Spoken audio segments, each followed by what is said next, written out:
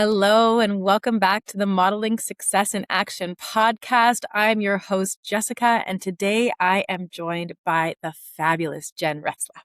Now, Jen is the founder and CEO of Grow Better Together, an organizational development consultancy, and a PCC certified executive and team coach with 15 plus years in HR business partnering and over 1,000 hours coaching senior leaders. Her mission is simple: help growing small and mid-sized companies build healthier workplaces that are actually set up to hit their strategic goals rather than just survive the growth phase. Off the clock, she practices what she preaches, running her own life on the same intentionality and boundaries she coaches her clients toward. Welcome, Jen. It's so awesome to have you on the show. Thanks for having me. Thanks for this beautiful intro. Yeah, that's quite the rap sheet there. So before we started recording, we were just talking about like the busyness, the chaos. You had a 4 a.m. Meeting this morning, which is wild, right? Because a lot of you're here in Canada. We're in BC. For those of you, anyone listening, somewhere else in the world, we're in Vancouver, British Columbia now. But you were in Europe for a time, right? And you were traveling. You ran away with the circus, didn't you? I did. Feels like another lifetime ago, though. But yeah, I did. So why don't you just give us a little bit of a background so that the people who are listening here today, start to get a picture of why I thought you were just such a wonderful model to bring onto the show. Thank you. I call myself recovering corporate HR. Even though I worked in a circus and in the film industry, it's not like corporate as in like law firm kind of corporate, but it is still some sort of a corporate structure with the corporate dynamics that people know, and now I feel like a lot of these environments were male dominated. And then I also feel kind of compelled to now not only help organizations be more, I would say healthy, like have healthier ways of doing things, but also just being able to help individuals in setting those up for themselves so they can thrive as individuals, but also inside their organizations and for their teams. So I was kind of inspired by my own almost breakdown from corporate HR and then kind of coming out of the ashes, like thinking, my God, there's something there for me to do. And I felt really compelled and called to do something about that. Which is so incredibly like valuable and needed because, a lot of the people that end up in my chair for stress management, I bet, are coming from a corporate environment, right? And they're going, there's just so much pressure. There's so many demands. They just like that, the higher ups don't understand, or they don't give us enough support. They don't give us, they just like it, there's some disconnect there, right? For sure. And then it ends up that, instead of people realizing, hey, the system is broken and obviously we need someone to come in here and create something that works better, they're taking it internally and they're making it like personal and they're feeling like it's actually their burden to carry and their responsibility. I know. Crazy. Like, what if you just let that go and realize that like corporate is corporate? So that's so awesome. Yeah, corporate is messed up. It is, right? Exactly, right? It's not you. It's not you. Yeah, it's the system. Yeah. So, okay. So then you've spent a lot of time working with, senior leaders, people who are in that corporate system, and they're thinking it's them, or maybe they're feeling that imposter syndrome because they're having all this pressure and they're being humans, right? And they're having human reactions to it and feeling like something's wrong with them. So, what was it like to start to help yourself have that happen, or to help other people realize that, it's the system. It's the system. Exactly. Yeah. So I feel like, the way I started on that journey was through individual coaching. So when I left corporate HR, I was an HR business partner, then an HR leader. Then I left corporate for 3 years. Like it took me, and then in the meantime, I moved to Germany. Like I'm from Montreal originally, moved to Germany, had my 2 kids back to back. They're 15 months apart. And then I really had a massive pause from corporate. And then I had the reflection time to be intentional about how I wanted to serve next. And I knew it wasn't corporate HR.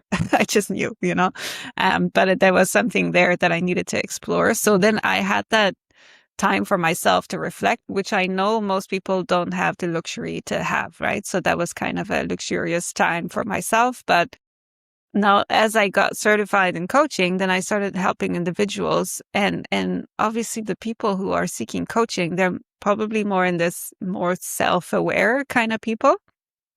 So they are reflecting on their own behavior. How can they change, and how, so they are, as to your point, like they are thinking they do have to fit in. They do have to have a voice at the table, and they would like the table to give them a voice, but it doesn't give them the voice. So then, so it's just like making space. So to your question, what's it like? I guess it's more, there's two folds to what I do. So there's helping individual, seeing to what you were saying, like it's not you, it's the system. How can you navigate and grow in your career and achieve your goals within that system, knowing it's a bit broken? But on the second fold is I help really focus on the system with certification in systemic coaching to really, I call it organizational development, but it's really systemic coaching, as in like, what is the system thinking about its own system? So most people think it's messed up, but they're like trying to do their best navigate. So then when you bring them to the same table, discuss the same issues, and that's when you can get the most out of it. So the role that I have is just to facilitate that conversation and then move that conversation into an action plan, for themselves. So I don't come in and say, this is what needs to change, but they come in and say, this is what doesn't work for all of us. How can we make that better? So how does that actually, like, can you give me an example of how that plays out in real life? Like what that actually ends up looking like? Quite. I've had successful projects. I've had not so successful projects. So I feel like I'm in a better place now to tell you what works, what doesn't work. But I feel as long as, we always say if there's a will, there's a way. So it's hard to find a whole organization, a whole senior leader team that are all on the same page as to what kind of changes need to happen. And so that's tricky. So having that conversation and finding alignment is the first step. So where are we going? So we don't agree on all of these, but there must be some commonalities where we can agree on changes needed. And so we start from there. So I have an assessment where they would score, for example, where the trust is, where accountability is. So they will see where it's low, where it's high, and leverage on where it's high to focus on where it's low. And so they decide that together.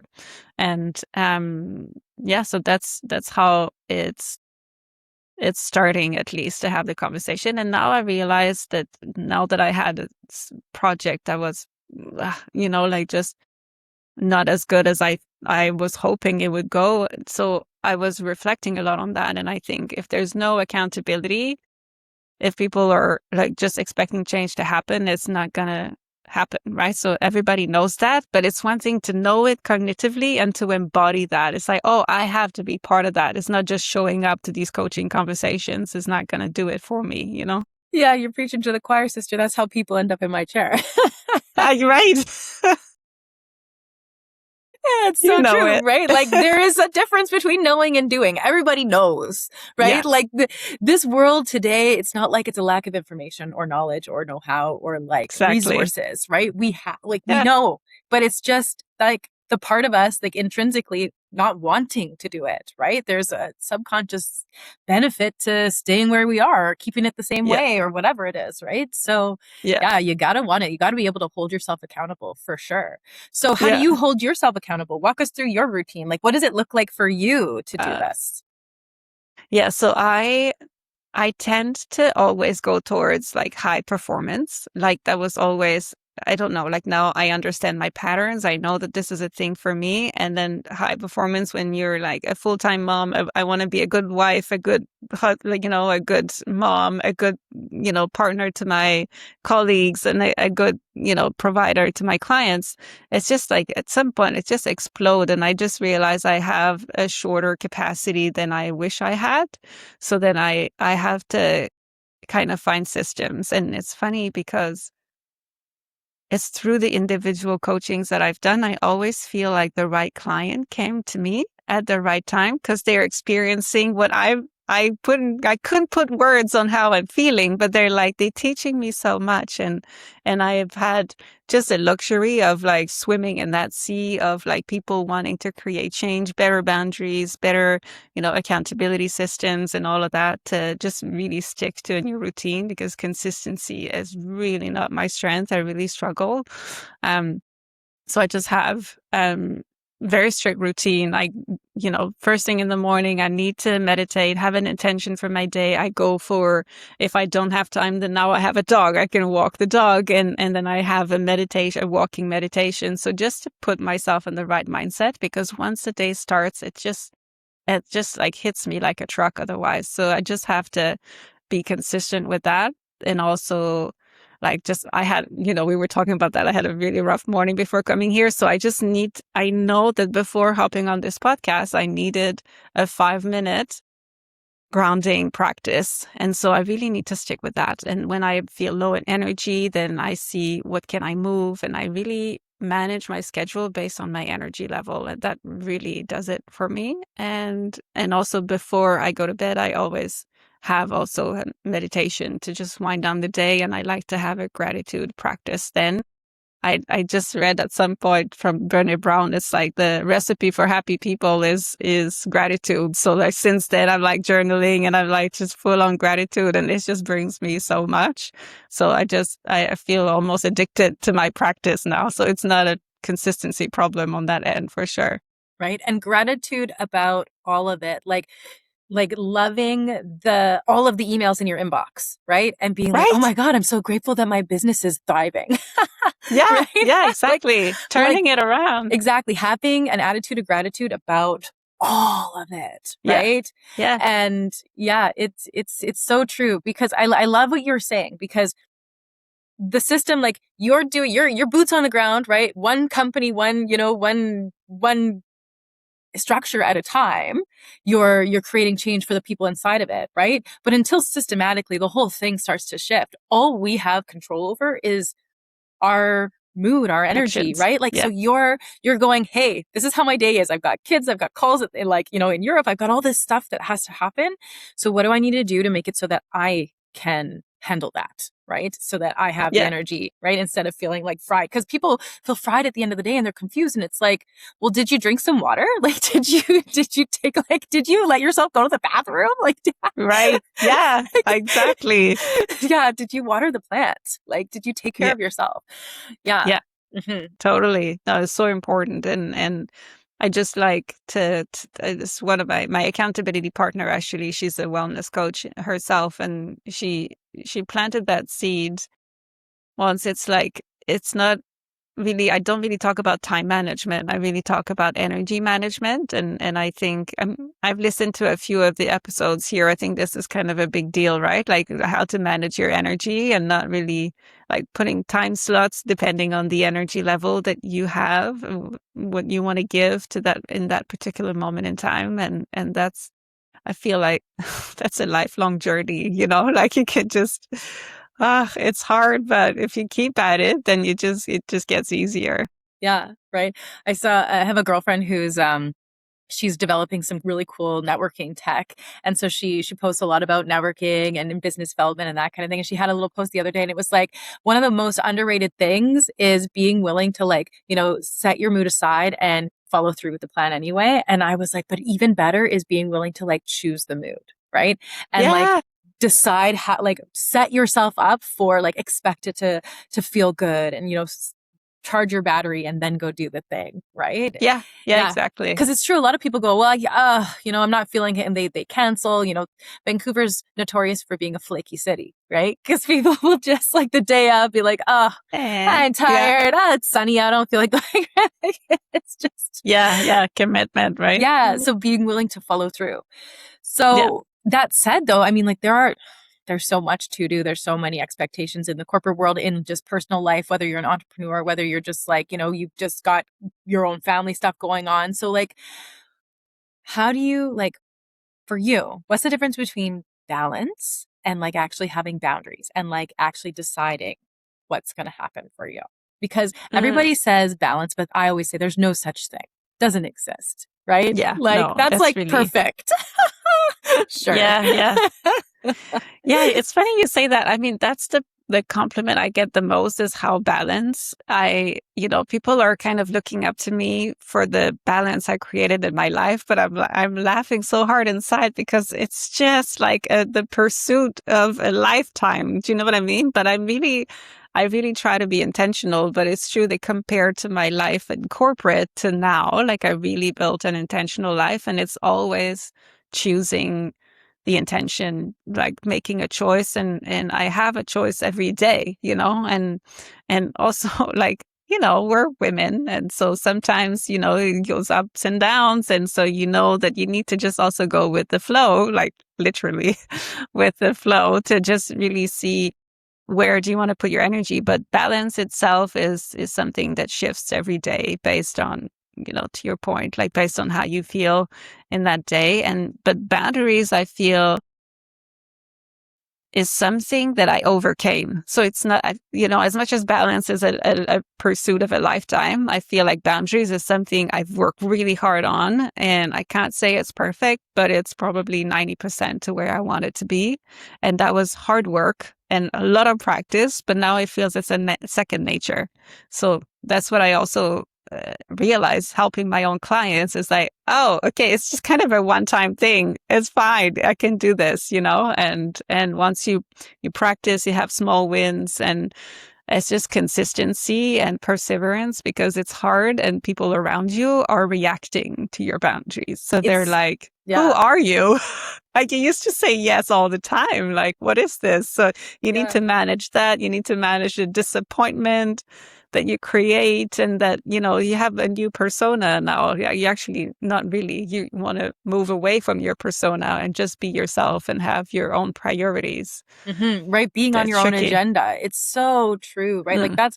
that's one of like the biggest skills that people like as mature adults need to learn is that like you're a mature adult and you need to like assume and give the benefit of the doubt to everyone else who is also an adult. I mean, of course, children are an exception to the rule, but like anyone over the age of 18, you got to give them the benefit of the doubt and assume that they can manage themselves and they can be on their own agenda. So when you're Yeah. setting those boundaries, you're realizing that it's like, it's good for them too, right? Yeah, Like that exactly. it's totally You help okay. people grow. Right. Yeah. And because you're right, you are confronted with their reaction to your boundaries and you got to be able to just like let them go through it. Right. Because if you Yeah. like try and save them every time, you're breaking your boundaries and you're like stunting their growth.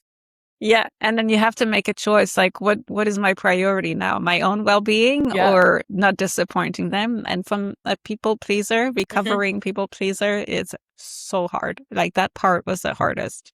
Yeah. Yeah, exactly. Mm.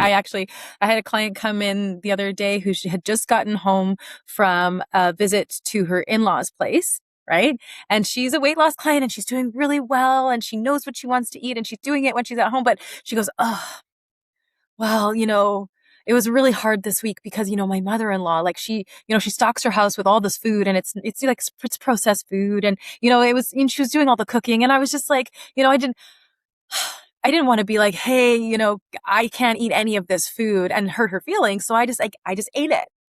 And it's like, you want to be able to That's realize that tough. like you can be like, hey, thank you so much for getting all this stuff. Like for the family, I love it. I've got a few new things that I want to be like having. Could I have the keys to the car? Could I run to the store and get it? And I'm like, I could cook for the family tonight, right? Like you want to be Yeah. willing to like have your boundaries for you and realize that it's not stepping on anybody's toes because Yeah. it's for Yeah. It's all you, about the approach, right? Yeah. right? There's an approach that can work for everybody. Yeah. And like, and assume too that like, you hiding out is like also kind of being like, well, I don't think my mother-in-law can handle it, which is like not giving that person credit, which is kind of like, So true. not Yeah. kind, right? You want to be Yeah. super loving and assume the people can handle it. Yeah. Right? Yeah. That's so Yeah. true. Yeah. I Yeah. like that. That's Mhm. an interesting perspective. I like it. Yeah. So, okay. So then what are you noticing like is a hard boundary for people? Because like, with the mother-in-law, with family, with like, so how does that translate to corporate? What are some boundaries that even you or you've seen your clients struggle with? Mm. Okay. So the I mean, the most common and the trickiest I find is like women in leadership thinking, if I don't do this work, which is like overwork, which is way too much already, right? If I don't do this, then I'm hindering my own growth. So that's a tricky thing, right? So it's like, okay, I want to set a boundary, but I don't want to hurt myself by doing that. So I want to privilege, like benefit my well-being, but what about my career growth? So then you're stuck in this like really catch-22, and it's like you can't really win. But there is definitely a way if you can switch your perspective, like if there is a way that if you take care of yourself, then you can be more productive, you can delegate more effectively. And this is more the hard leadership coaching that I would do with them on that front. It's like, well, let's explore that. Let's unpack that. What does it mean? And the more you grow your team, the more chances you have of advancing your career. But it's that shift or perspective. It's just really hard to get there because you just feel so responsible for that work.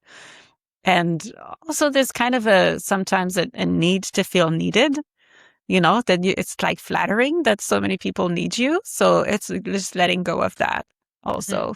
Yeah, there's definitely like an ego high that comes from like achieving, right? And having some like adoration, having people be like, oh, you're so effective, you're so efficient, right? Like there's something that, you get juiced off of it, but like then it burns you out. It's not serving you. Yeah, exactly. And it's interesting too that you bring that up because it's also that there's so many people who are worried that they might lose the job, right? Like not even that they're not going to advance, but that if they don't do it, they're going to piss someone off and then they're going to get replaced or booted out, right? And there's so much scarcity that people are knowing what the job market is like right now. They're like, I just have to like put my head down and just do it because I'm just a number to them.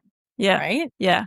That's always kind of the underlying fear when you dig deeper. Like, what's the actual fear? It's often, well, they could let me go. And then technically when you try to rationalize this, well, it is always a possibility, but the likelihood is not as high as you might think, and then the fear kind of, you can mitigate the fear by thinking differently about this, but it's always the underlying fear is to lose your job. And at the end of the day, what really needs to happen is that it's okay if you get fired. Right? Because it's kind of like, if you're in a bad relationship and you're like, but what if they break up with me? It's like, wouldn't that be okay?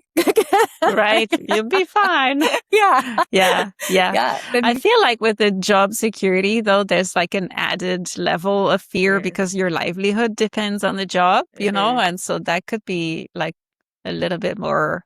I could see why people are more fearful of that because you're like, well, what if I can't earn money? Then that's tricky. Yeah, it's very true, right? And so like there's like the reality needs and then also like the other reality needs of nature, right? Like okay, well, what if you keep doing this and then you become so ill you can't work?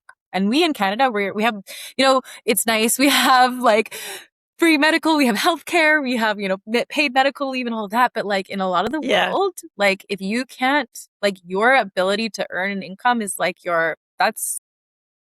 that's it, right? And if all of a sudden you're so sick that you can't work, like there's no, like you're just racking up the bills. And so, that's scary. What if you burn yourself out and that happens? You have a heart attack or, there's something else that's going on. So there's all kinds of authorities here, right? Like there's all kinds of realities that we have to be willing to surrender to. And surrender is really the right word, Jessica, because the work that I do when we tackle that fear, okay, what if they let me go? Okay, then what if they let you go? What's going to happen? And then if you like, at the end of the day, what you need to do is trust.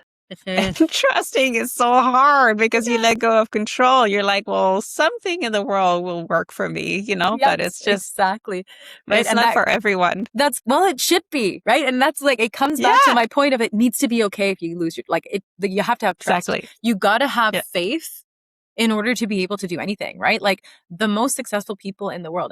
I feel like this comes up on every podcast I record. Like they have faith, right? Like they have trust and that's what lets them go for it. That's what lets them do whatever the thing is, even if the thing is having some boundaries, right? Yeah, exactly. And then that takes courage, right? So, and that's what we can build also through coaching and through hypnosis and through whatever. There's so many means to increase your level of courage. Yeah, exactly. Oh, this has been such an awesome conversation. So before I wrap this up with a neat little bow, is there anything that you can share with the listeners here, if they wanted to start today to step into your model of the world and begin to do what you do and live with the same kind of intentionality and set those same boundaries, if they wanted to step into your world, what's the first step? What would they do? I think they could sign up to my newsletter because I share a glimpse of the work we do. Also, you get a bit of like the person I am and the tips I like to share with people that ask me for like sharing. Like I said, like being a role model in balance, I would have never thought to write about this if I didn't hear from people that that's what they want to hear from me. So if this is something that resonates or you kind of want to get curious, you can sign up to my newsletter. They come every second week and I'm just wanting to provide some value in there. Or there's also one-on-one coaching if there's any interest there in getting a little bit deeper. Awesome. And if they want you to come into their corporate office and start to deal with their corporate structure, I'm going to leave all of your details below. Yeah, so perfect. that they can reach out. It'll all be in the caption of the podcast here. Thank you, Jen. Thank you so, so much again for coming on the show. Thank you. And sharing your model of the world with us. I really appreciate having you. Of course. Thanks for having me.